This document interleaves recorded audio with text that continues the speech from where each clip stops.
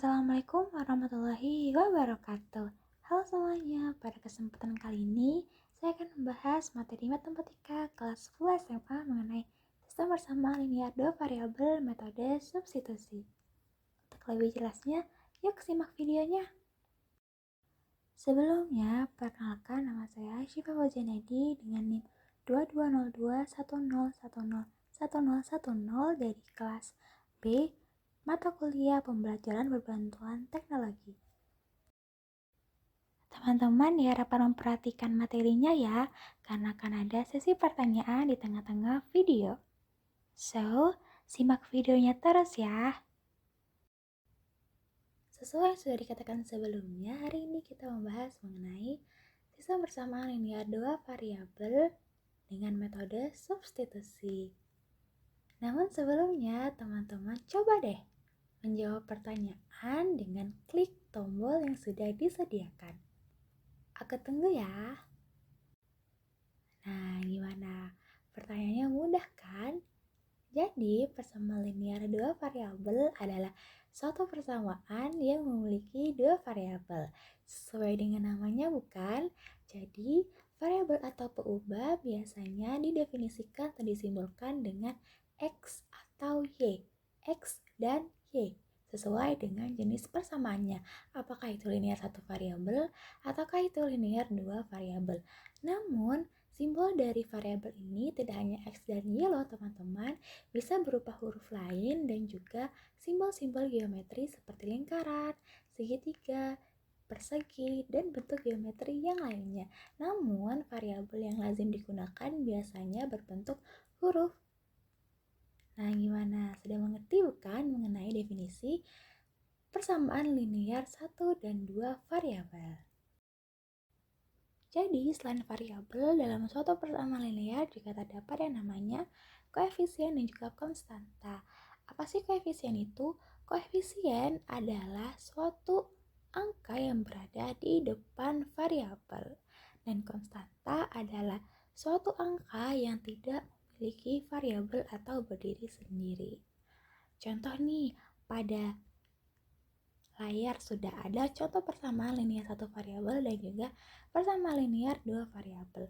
Contoh persamaan linear satu variabel adalah AX ditambah B sama dengan C. Untuk persamaan linear dua variabel adalah PX ditambah QY sama dengan R. Dengan X dan Y adalah suatu variabel berpangkat 1, A, P, dan Q adalah koefisien, dan B, CR adalah konstanta. Sudah ngerti bedanya kan antara variabel, koefisien, dan konstanta? Next, kita akan membahas mengenai bentuk umum SPLDV atau sistem bersamaan linear dua variabel. Tentunya teman-teman sudah mengetahui bentuk dari persamaan linear dua variabel bukan? Jadi pastinya teman-teman tidak asing dengan bentuk persamaan 1 dan juga persamaan 2 yang ada di layar. Jadi persamaan 1 dan persamaan 2 adalah termasuk persamaan linear dua variabel. Dengan variabelnya adalah X dan Y, koefisiennya ada A, B, D, dan E, sedangkan konstantanya ada C dan F. Nah, karena teman-teman sudah mengetahui bentuk umum dari sistem persamaan linear dua variabel, kita akan membahas mengenai metodenya ya. Jadi, metode dari sistem persamaan linear dua variabel itu ada 3.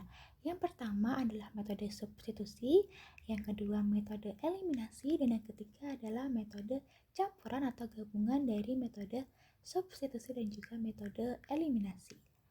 Dalam metode substitusi sendiri, kamu bisa mencari nilai X atau nilai Y, bebas nih mau yang mana dulu, tapi lihat dulu persamaannya ya, mana yang membuat jadi lebih sederhana. Untuk mempermudah kalian memahami metode substitusi, aku udah ada contoh soalnya nih. Persamaan 1 adalah negatif X ditambah Y sama dengan 70.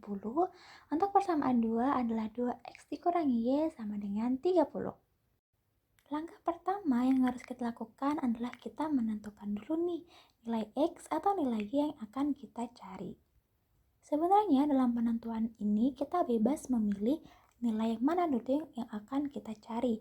Dengan ketentuan, jika ingin mencari nilai X terlebih dahulu, maka kita harus mengubah Y dalam variabel X.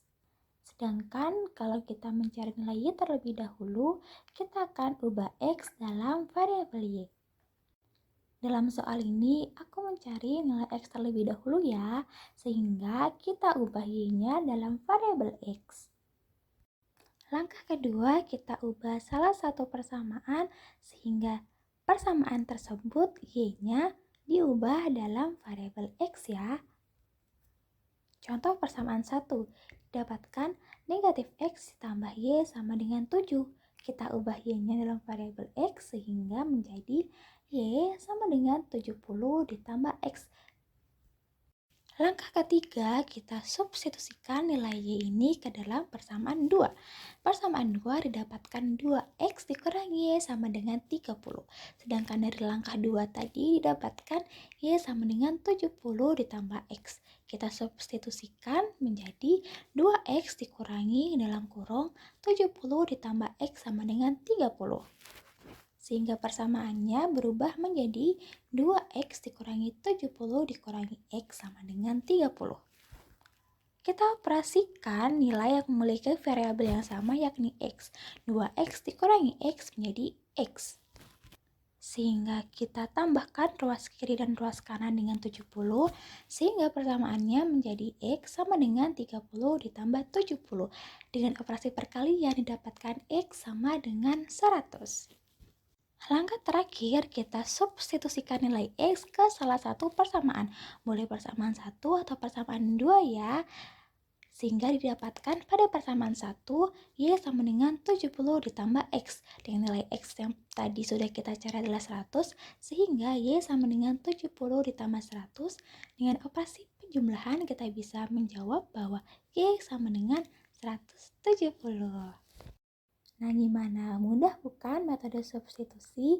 Selanjutnya, kita akan mengaplikasikan metode substitusi ini ke dalam kehidupan sehari-hari. Yuk, simak videonya.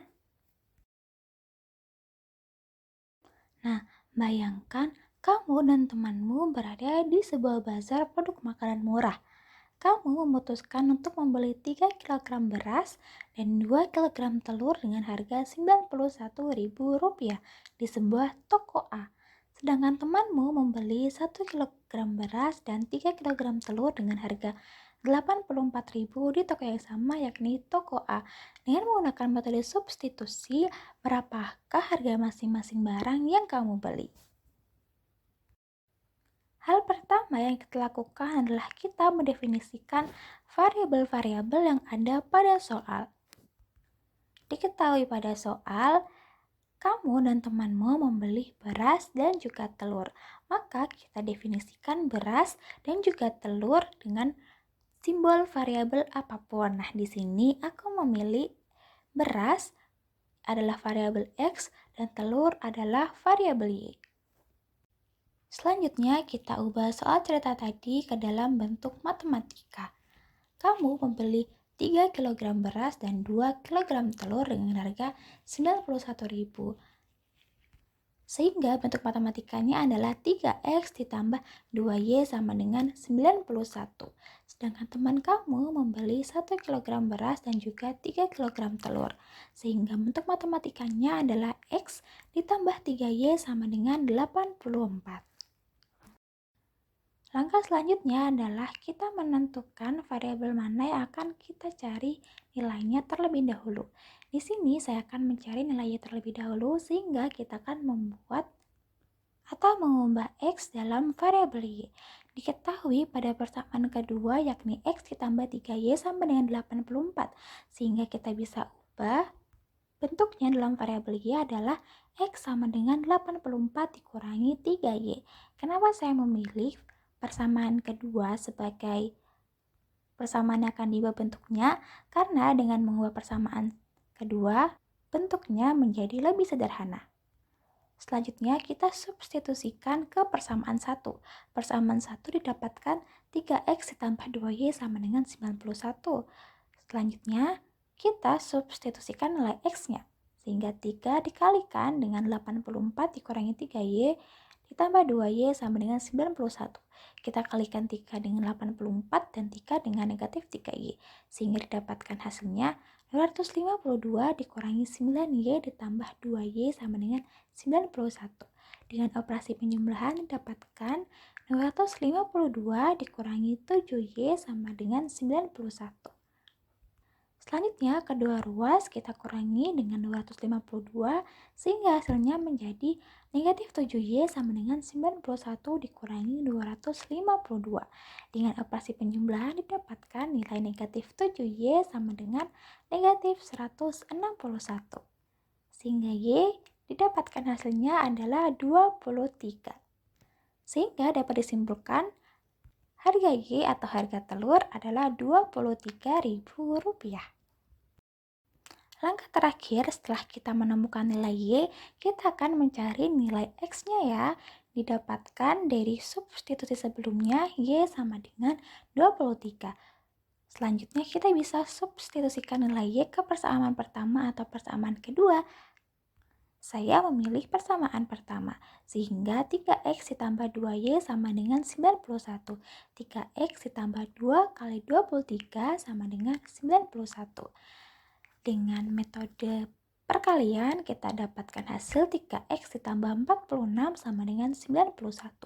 Kedua ruas kita kurangkan dengan 46 sehingga hasilnya menjadi 3X sama dengan 91 dikurangi 46.